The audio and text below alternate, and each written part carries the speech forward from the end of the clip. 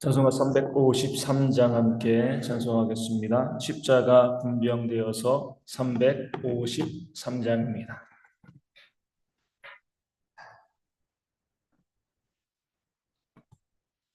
찬송가 353장 십자가 분병되어서 함께 찬송하도록 하겠습니다.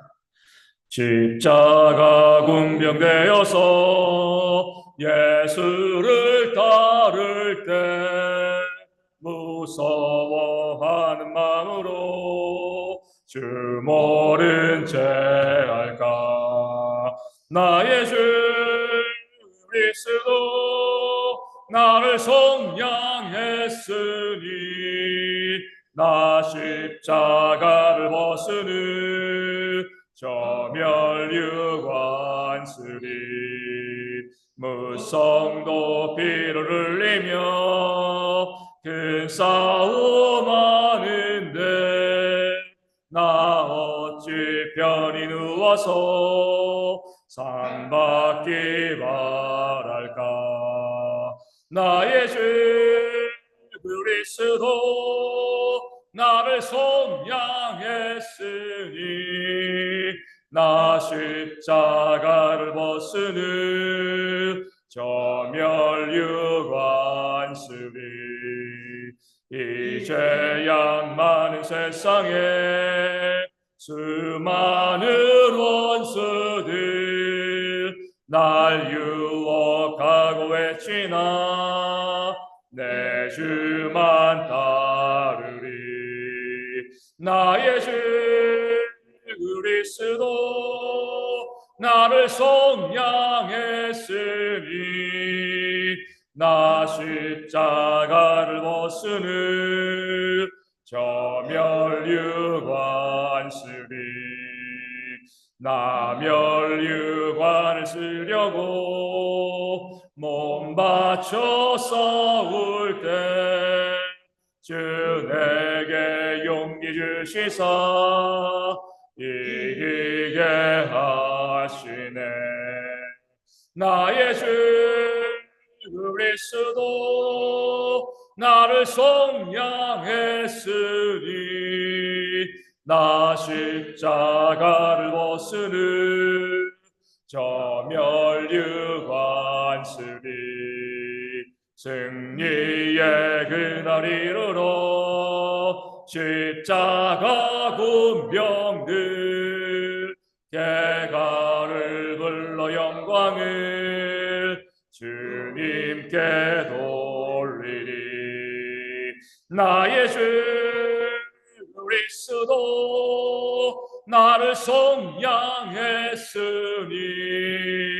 나 십자가를 벗으니 저 멸류관쓰리. 아멘. 사도신경으로 우리의 신앙을 함께 고백하겠습니다. 나는 전능하신 아버지 하나님 천지의 창조주를 믿습니다. 나는 그의 유일하신 아들 우리 주 예수 그리스도를 믿습니다. 그는 성령으로 잉태되어 동정녀 마리아에게서 나시고 본디오 빌라도에게 고난을 받아 십자가에 못 박혀 죽으시고 장사된 지 사흘 만에 죽은 자 가운데서 다시 살아나셨으며 하늘에 오르시어 전능하신 아버지 하나님 우편에 앉아 계시다가 거기로부터 살아있는 자와 죽은 자를 심판하러 오십니다. 나는 성령을 믿으며 거룩한 공교회와 성도의 교제와 죄를 용서받는 것과 몸의 부활과 영생을 믿습니다. 아멘. 시편 34편 1절에서 22절까지의 말씀을 보겠습니다. 시편 34편 1절에서 22절까지의 말씀입니다. 제 말씀을 읽어드리겠습니다.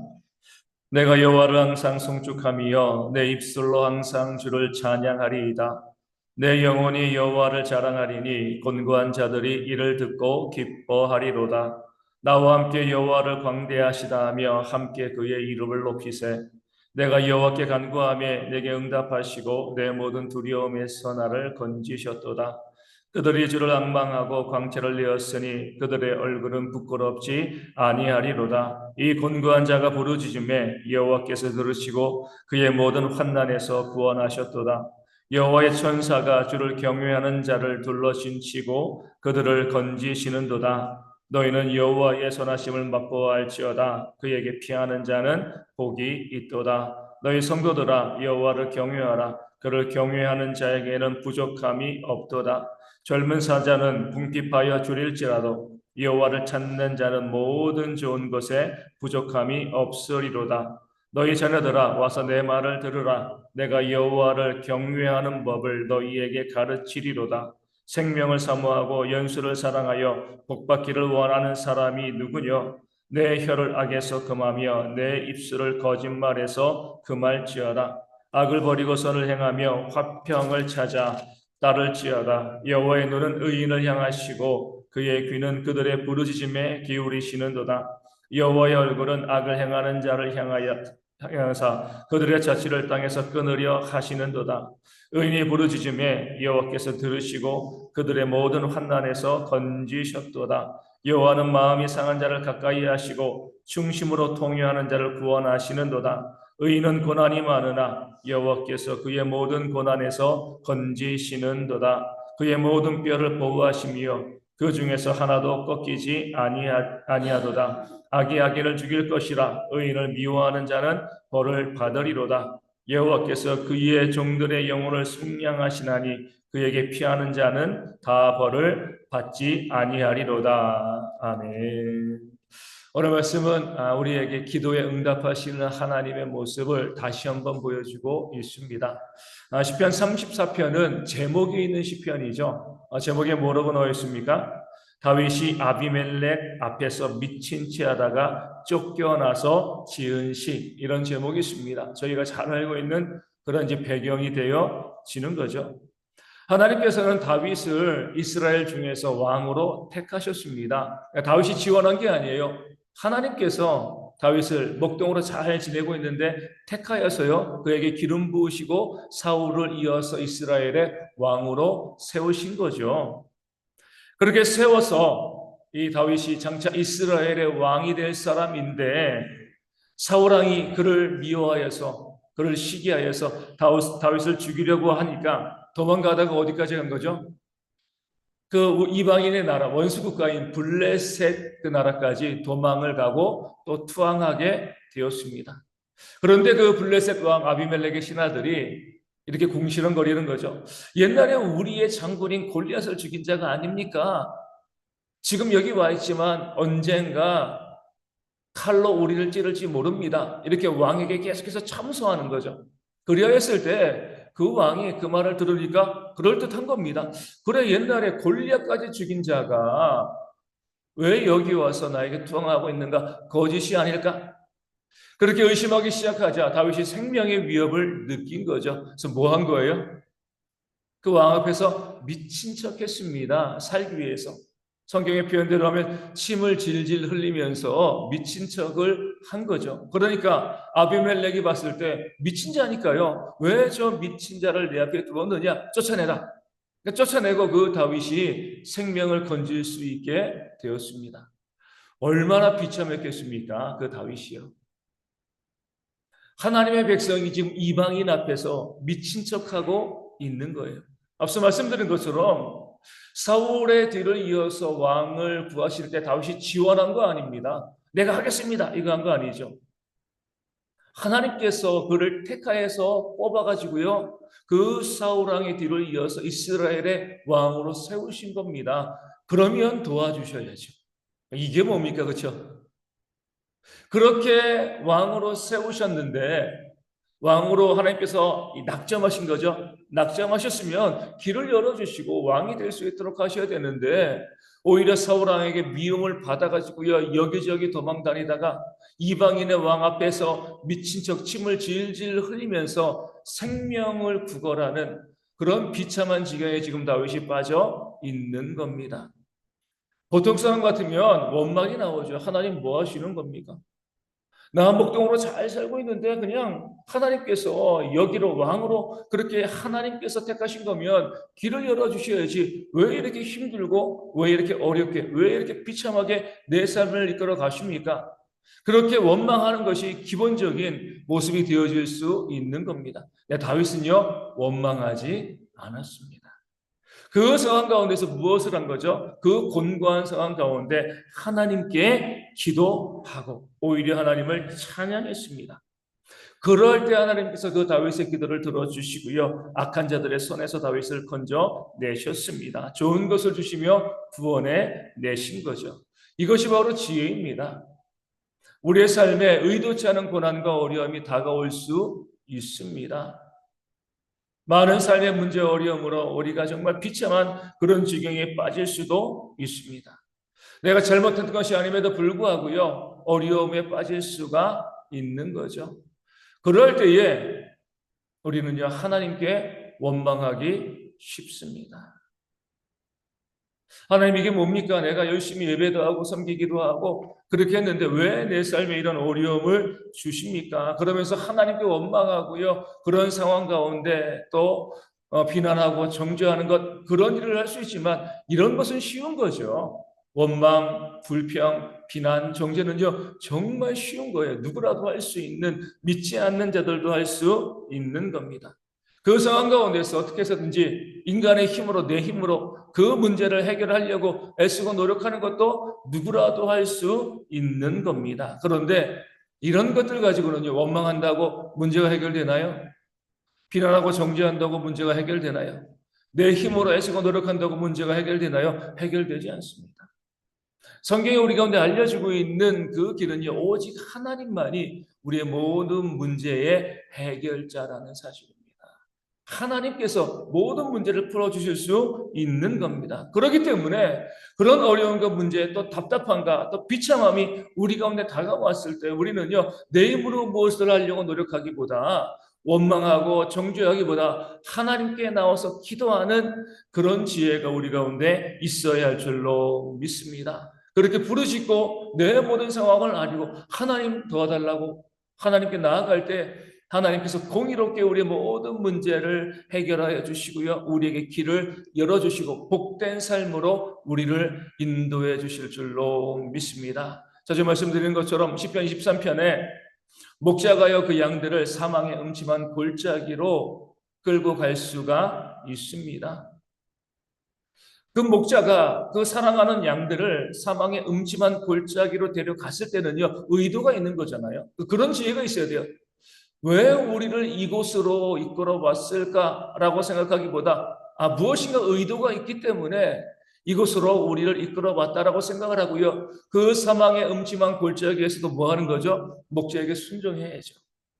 그런데 만약에 양들이 왜 목자가 우리를 이곳으로 인도해 왔어라고 생각하고요. 그 무리에서 뛰쳐나가면 그 사망의 음침한 골짜기에 있는 들짐승에게 잡아먹힐 수밖에 없습니다. 끝까지 신뢰하고요. 그 목자의 인도를 따르게 되어지면 그 목자가 그 사망의 음침한 골짜기를 지나서 양들을 어디로 인도하죠? 쉴만한 물가와 푸른 풀밭으로 인도하는 줄로 믿습니다. 우리 삶의 고난도 그래요. 고난이 닥치면 힘들죠. 어렵죠. 원망과 불평이 나올 수밖에 없습니다. 근데 우리가 기억하셔야 될 사실은요, 우리를 구원하시고 우리를 인도하시는 하나님은 좋으신 하나님이라는 사실입니다. 항상 우리 가운데 좋은 것을 주시길 원하시는 그런 하나님이라는 사실이죠. 그 하나님께서 우리를 고난 가운데 어려움 가운데 집어넣으셨을 때는요. 그 고난을 거쳐야만 받을 수 있는 좋은 선물이 우리 가운데 있기 때문에 그런 겁니다. 그냥 고난 가운데 집어넣으시는 것이 아닌 거죠.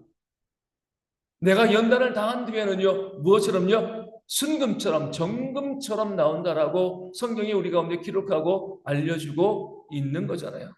그렇기 때문에 그 고난의 순간, 그 억울한 순간, 힘들고 어려운 순간 더 뭐 하는 거죠? 하나님 곁에서 하나님 의지하는 것이 우리의 지혜가 되어지는 겁니다.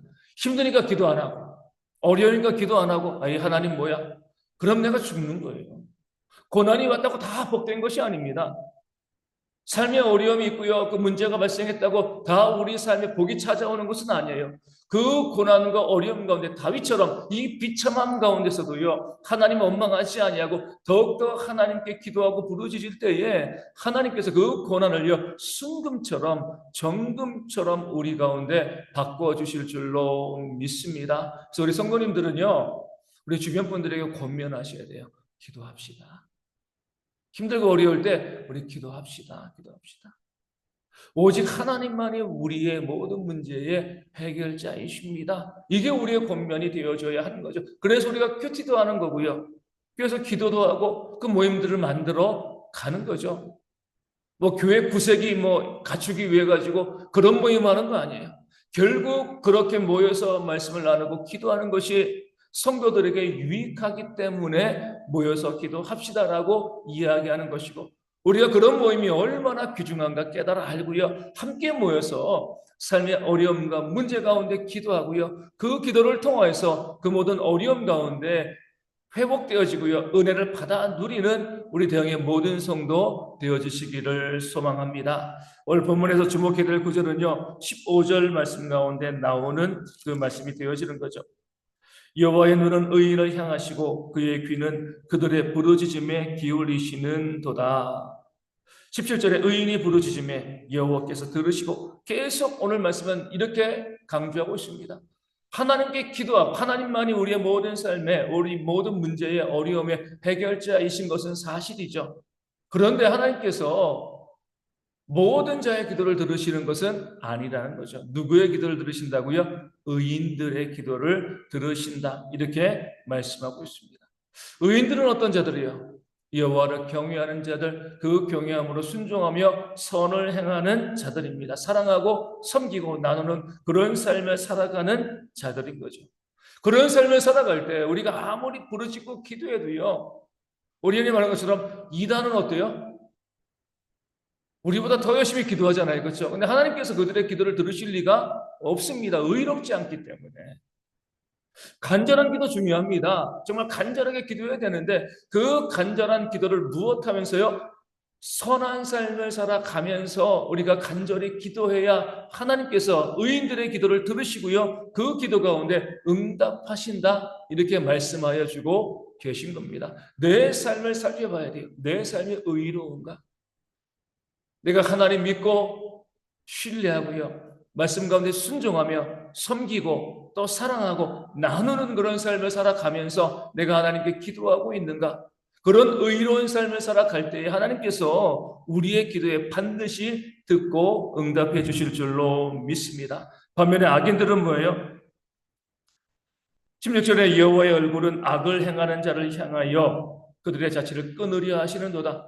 하나님의 얼굴이 의인들에게는요, 복된 얼굴로 다가오지만 악인들에게는 어떤 얼굴이요? 심판하시는 그런 얼굴로 다가오시는 겁니다. 오늘 말씀 13절에 나오는 것처럼 악인들은 어떠한 자들이냐면 내 혀를 악에서 금하고 내 입술을 거짓말에서 금할지어다. 그 입으로 악을 행하는 자들이 되어지는 거죠. 또 21절에는 것처럼 악이 악인을 죽일 것이라 의인을 미워하는 자는 벌을 받으리로다, 이렇게 말씀하고 있습니다. 가장 두 가지의 그 악인들의 죄를 말씀하고 있습니다. 그 혀로 악한 말, 거짓된 말을 하고요, 사람을 미워하는 그런 삶을 살아가는 겁니다. 그런 자들의 기도를 하나님께서 들으실 리가 없는 거죠. 내가 선을 행하고 사랑하고 섬기는 자, 그런 자의 기도는 하나님께서 그 얼굴을 보여주시고요, 빛을 비추시면서 들어주시지만, 악을 행하고요, 미워하고 또 거짓된 말을 하는 그런 삶을 살아갈 때 하나님께서 그들의 기도를 들으시면 세상이 얼마나 혼란스러워지겠습니까? 그들의 기도는 듣지 않으시고 그 악인들에게는요, 하나님께서 심판하시는 역사가 있다는 것을 다윗은 우리 가운데 보여주고 알려주고 있는 겁니다. 내 삶 가운데 내 기도가 응답되어지고 하나님께서 내 삶에 역사하시기를 바라는 그런 모습이 있다고 하면 간절히 기도하셔야 됩니다. 하지만 먼저 그 기도와 더불어서 내 삶을 선한 삶으로, 순종의 삶으로, 사랑하고 섬기고 나누는 그런 삶으로 만들어 가면서 하나님께 기도할 때 들으시는, 응답하시는 놀라운 역사가 우리 모두에게 임하게 되어질 줄로 믿습니다. 오늘 말씀 기억하시면서 우리 성도님들 1차적으로는 간절히 기도하셔야 돼요. 삶의 문제 가운데 나도 기도하고 함께 기도하자 하면서 우리가 기도하는 공동체, 기도하는 가정, 기도하는 성도가 되었을 때에 우리 삶에 하나님의 회복의 역사가 일어나게 되어질 줄로 믿습니다. 그렇게 기도하는 교회 될 수 있도록, 기도하는 우리 모두 될 수 있도록 또한 함께 기도하여 주시고요. 그리고 우리가 기도하되 내 삶에서 말씀에 순종하며 사랑하고 섬기며 또 나누는 그런 삶을 살아가면서 기도할 수 있는 지혜가 우리 가운데 있어서 그것을 통하여서 늘 넘치게 응답하시는 하나님의 역사를 경험하는 저희 모두가 되어질 수 있도록 이 아침에 함께 기도하도록 하겠습니다. 여전히 육신의 질병으로 힘들어하는 많은 분들이 있습니다. 온전히 회복되어질 수 있도록 명예 기도하여 주시고요. 경제적인 어려움으로 힘들어하신 분들 체험받을 수 있도록 삶의 문제와 관계의 문제로 힘들어하는 분들도 회복되어질 수 있도록 기도하여 주시고요. 우리 교회와 선교지 교회, 작은 교회들의 부흥을 위하여서도 이 아침에 함께 기도하도록 하겠습니다. 함께 기도문하시겠습니다.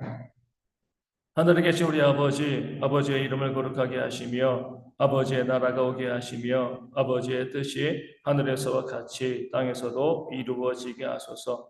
오늘 우리에게 일용할 양식을 주시고 우리가 우리에게 잘못한 사람을 용서하여 준 것 같이 우리 죄를 용서하여 주시고 우리를 시험에 빠지지 않게 하시고 악에서 구하소서. 나라와 권능과 영광이 영원히 아버지의 것입니다.